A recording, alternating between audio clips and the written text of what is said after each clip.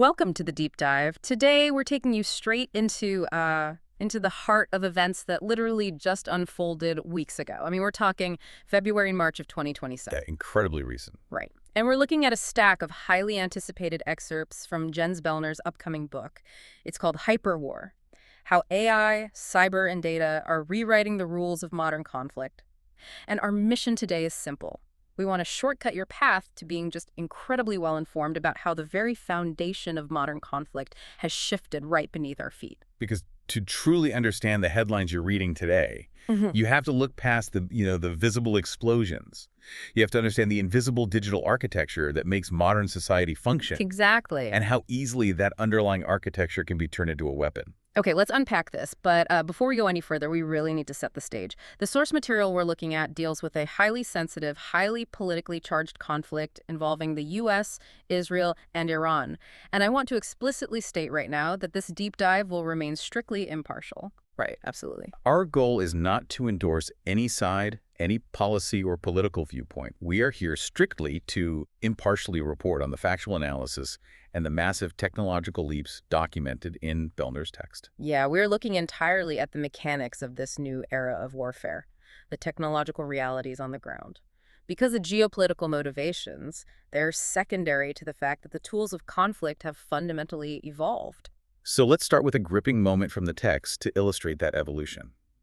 It's February 28, 2026. The time is exactly 03:47 in the morning. Really? Very. Brigadier General Rahim Porganbari is at a headquarters on the western outskirts of Tehran. He's mid-sentence on a phone call with his deputy, and suddenly his phone dies. Just completely dead. And it isn't a battery failure. It is a severed world.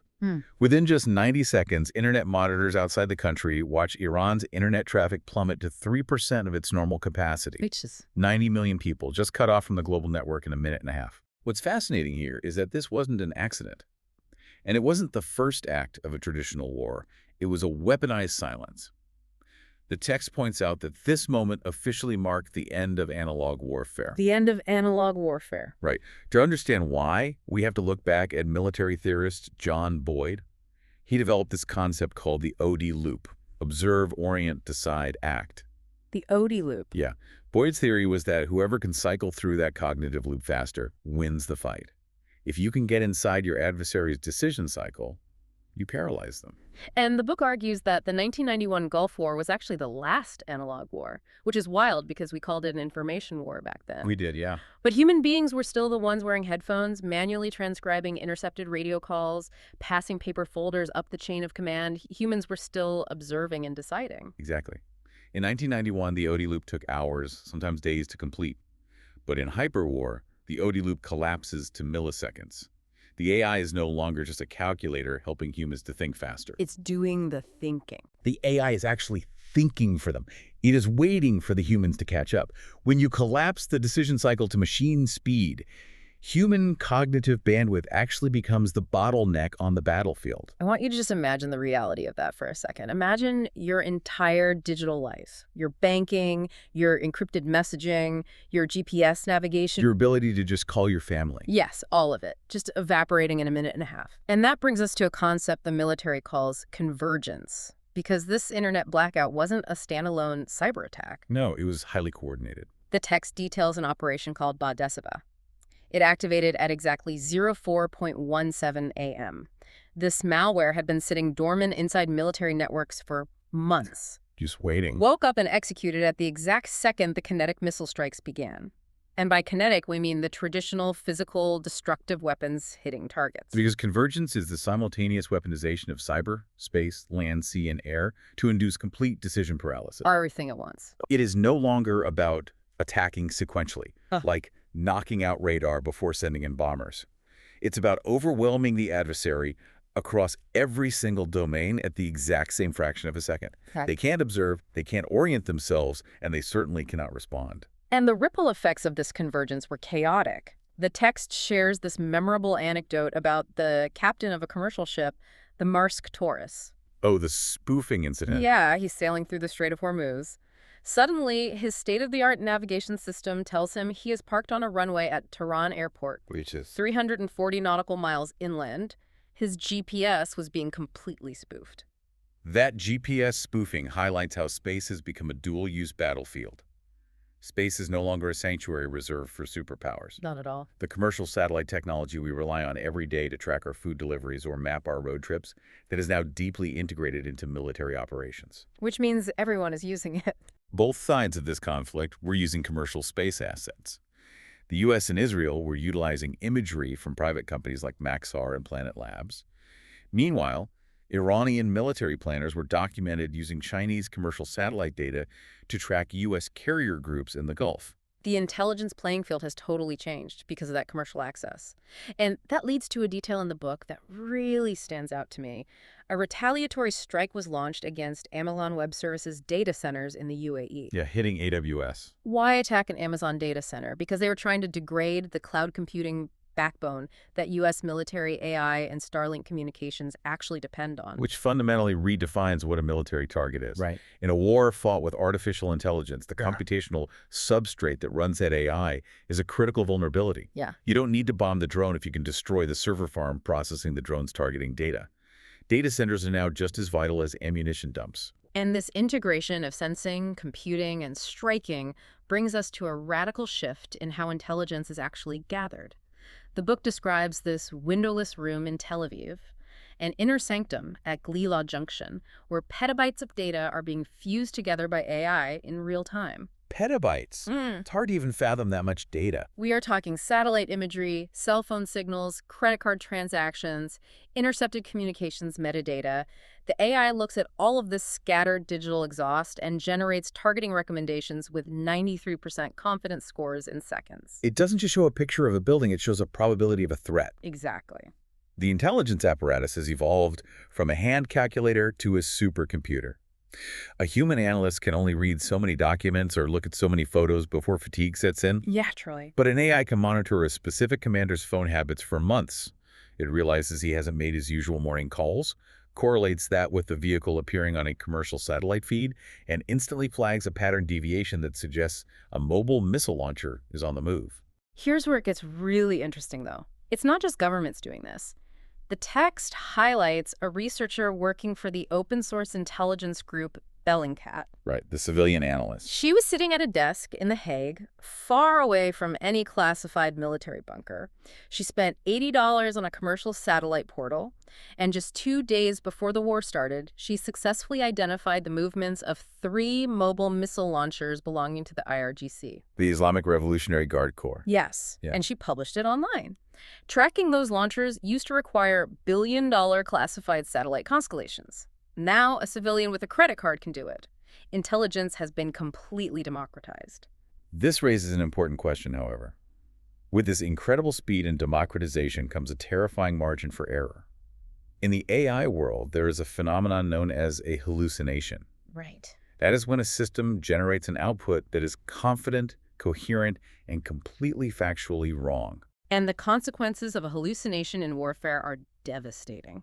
The sources detail a tragic incident on the first morning of the war involving a primary school in Firuzabad. Very difficult to read about. It was located just 180 meters from an IRGC Naval Forces compound. The strike hit in or near the school, resulting in civilian deaths, including children. Human Rights Watch and the UN began investigating whether a civilian facility was misidentified as a military one by a targeting system. And we are reporting this impartially as an ongoing investigation noted in the text. Exactly. But it illustrates a terrifying vulnerability in relying on probability. The mechanical reality is deeply concerning. When an AI is statistically confident but factually wrong, and a human operator only has 30 seconds to review the target before authorizing a strike, meaningful oversight disappears. 30 seconds is nothing. The text describes another instance where an AI confidently identified a vehicle for a strike, but post-strike assessments revealed it was carrying the wrong people. The AI had confused pattern signatures. The human oversight in these hyper-compressed timeframes becomes performative. Just going through the motions. The human is essentially just rubber stamping the machine's math. So we are left in this massive legal vacuum where humans are technically in the loop, but practically irrelevant. The text calls this the empty chair at The Hague. I remember that phrase. Because international law is built on human agency. It assumes a human being is making a deliberate judgment call. but you cannot put an algorithm on trial for a war crime. You can't. When a targeting recommendation is generated by code, approved in 30 seconds by a pressured operator, and authorized by commanders relying on the system, responsibility is diffused so thinly that there is no individual human agent to hold legally accountable. But while international lawyers at The Hague try to untangle who is actually responsible after a strike, the soldiers on the ground are dealing with an entirely different kind of AI overwhelm. Right, the physical swarm. It's not just the intelligence that's moving too fast. It's the physical weapons themselves. The physical battlefield reflects that exact same compression of time and space. We see this clearly with the drone swarms. The book describes a terrifying moment for a tactical air defense officer at Nevada Air Base. He looks at his radar screen and sees 847 inbound contacts all at once. Over 800. Ballistic missiles, cruise missiles, and hundreds of drones just moving together. That is the mathematics of a saturation attack. The primary goal isn't necessarily for every single drone to hit a target. The goal is to completely overwhelm the defense system's tracking capacity and force the adversary to exhaust their interceptor stockpiles. It's a numbers game. It exploits a brutal, asymmetrical economic reality. And the text breaks down the math on this, and it is staggering. An incoming Shahed drone costs roughly $20,000 to produce. To shoot it down, an Iron Dome interceptor costs between $40,000 and $80,000. So you're losing money with every shot. When you are facing hundreds of them, you are losing the financial war of attrition before the drone even lands. This economic imbalance forced the rapid deployment of directed energy weapons, specifically the Iron Beam laser defense system. Right, the lasers. Instead of firing an expensive physical missile, a laser can engage targets at essentially zero marginal cost per shot. But the swarms weren't isolated to the physical airspace. The information environment was weaponized just as heavily. The psychological warfare elements detailed in the book are wild. IRGC Major General Hussein Darvishi is standing in a command center. His communication channels are completely dead because of the cyber attack. Code isolates. Suddenly, a message pops up on his supposedly secure phone from an old friend from his military academy days. The message references a highly specific private memory and urges him to defect, saying the regime's end is close and there are people who want to help. But Darvishi had no way of knowing if that message was actually from his friend, or if it was an AI-generated, personalized psychological operation crafted by Cyber Command. Right. By feeding years of signal intelligence into an AI, military planners can build a detailed psychological profile of an individual. They can generate a message perfectly calibrated to exploit their private anxieties and loyalties. And while highly targeted messages were hitting commanders, alleged Israeli-linked networks were simultaneously flooding the broader internet with AI-generated synthetic media showing violent crackdowns in Iranian prisons. Because the objective of these psychological swarms isn't necessarily to convince the population of a specific lie. It is to create what researchers call epistemic fatigue. Epistemic fatigue. It's an information fog of war. A population is bombarded with so much synthetic, hyper-realistic content that they simply begin to doubt everything they see. People retreat into uncertainty. Confusion takes seconds to achieve, whereas conviction takes time. Speaking of untangling truth from the fog, the text also dives deep into the financial side of this conflict. A U.S. Treasury analyst managed to track $1.7 billion in Iranian proxy funding. $1.7 billion. And she tracked it entirely through the blockchain, using cryptocurrency exchanges like Binance and routing the funds through the British Virgin Islands. The money was heading to proxy organizations in Lebanon, Yemen, Iraq, and Syria. Completely outside the normal banking system. Exactly. Traditional sanctions are designed to stop money moving through banks like the SWIFT network, but the blockchain operates completely outside of that system. Cryptocurrency fundamentally changed the mechanics of financial warfare. Because transactions are validated by a distributed network rather than a central bank, there is no central clearinghouse for a government to threaten or sanction. You can't just shut it off. Right. State actors obscure their trails using things like privacy coins, which hide wallet balances, and mixing protocols. A mixing protocol basically takes your crypto, tumbles it together with thousands of other users' transactions, and spits it back out, breaking the traceable chain. Untraceable cash. The only way to unravel those ledgers is by deploying AI-driven blockchain analysis tools in a constant arms race against those encryption methods. So cyber operations Physical drone swarms, financial ledgers, they're all completely interconnected, and the book makes it hyper-relevant to all of us living thousands of miles away from the physical explosions. It really does. Let's look at Columbus, Ohio on March 3, 2026. A water treatment plant operator notices an anomaly on her control screen. The system is trying to dump massive, dangerous levels of chlorine into the public water supply. Terrifying. She manually shuts it down just in time. The FBI traces the intrusion to an Iranian state-linked cyber actor exploiting an unpatched vulnerability. If we connect this to the bigger picture, it exposes the profound vulnerability of modern democratic societies. The text refers to this as the glass jaw of the world's most powerful militaries. The glass jaw. It doesn't matter how advanced a nation's stealth bombers or AI targeting algorithms are, if an adversary can simply turn off the power grid and poison the municipal water supply. The vulnerability comes from the fact that our critical infrastructure, the electric grid, the water systems, the financial sector, it is predominantly privately owned. A lot of it runs on aging legacy software. Decades old, some of it. The anomaly in Ohio was specifically in a SCADA system. Supervisory control and data acquisition. These aren't just computer screens. These are the digital systems that actually tell a physical valve to open or a switch to flip in industrial plants. The physical bridge. They were connected to the internet decades before cybersecurity was a serious thought. And now we are relying on the vigilance of a single operator in Ohio to stop a catastrophic attack by a nation-state. The surface area of vulnerability is so vast, and the patching cycles for these industrial control systems are painfully slow.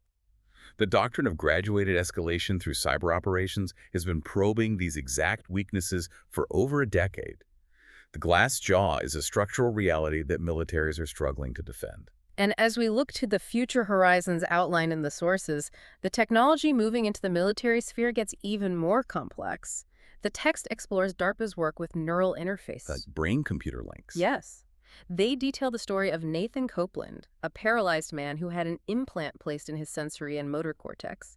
Back in 2021, he used that neural interface to fly a simulated F-35 fighter jet using only his mind. Incredible. DARPA is aiming to create a direct feed of sensor data into the human perceptual system. Because that cognitive bottleneck we discussed earlier, the human operator struggling to keep up with the millisecond speed of the AI, that could theoretically be bypassed entirely by neural interfaces. Just plug directly in. A pilot or soldier could process battlefield data at the speed of thought, entirely removing the physical delay of looking at a screen or pushing a button. But the terrain here is incredibly fraught when you consider what happens to a soldier's neural data after they leave the service, or how informed consent works when your brain is hardwired into a defense network. The implications are staggering. But perhaps the most urgent future horizon mentioned in the text is quantum computing. Oh, absolutely. The intelligence agencies are operating under a strategy called Harvest Now, Decrypt Later. Currently, almost all of our secure communications rely on encryption algorithms that are computationally impossible for traditional computers to break. They rely on incredibly complex prime number math. Math that takes forever to solve. Exactly. But a sufficiently powerful quantum computer could run something called Shor's algorithm. Without getting bogged down in the math, it's essentially a theoretical key that can solve those complex prime number puzzles. It could break that encryption in hours, doing what would take a normal computer thousands of years. So what does this all mean? The mission of our deep dive today was to show you how warfare has fundamentally shifted. It has evolved far beyond physical missiles and tanks. Far beyond. It is now fought in the electromagnetic spectrum, in the commercial satellite data orbiting above us, in the financial ledgers of the blockchain, and it is executing at the speed of light. And remember, we are just looking impartially at the factual analysis presented in Jens Belner's book. The reality of 2026 is that the battlefield is everywhere, and the speed of combat has outpaced our legal frameworks and our human ability to oversee it. We've spent this time discussing how data and connectivity have been weaponized by militaries and intelligence agencies, turning every server and satellite into a potential target. Right. But taking that a step further, there is a reality we eventually have to face. Think about what we just discussed with quantum computing.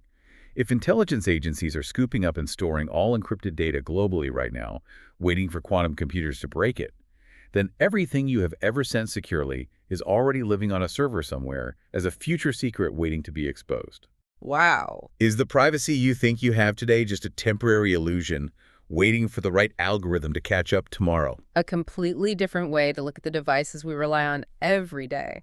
Thank you for joining us on this deep dive into Hyperwar. We'll see you next time.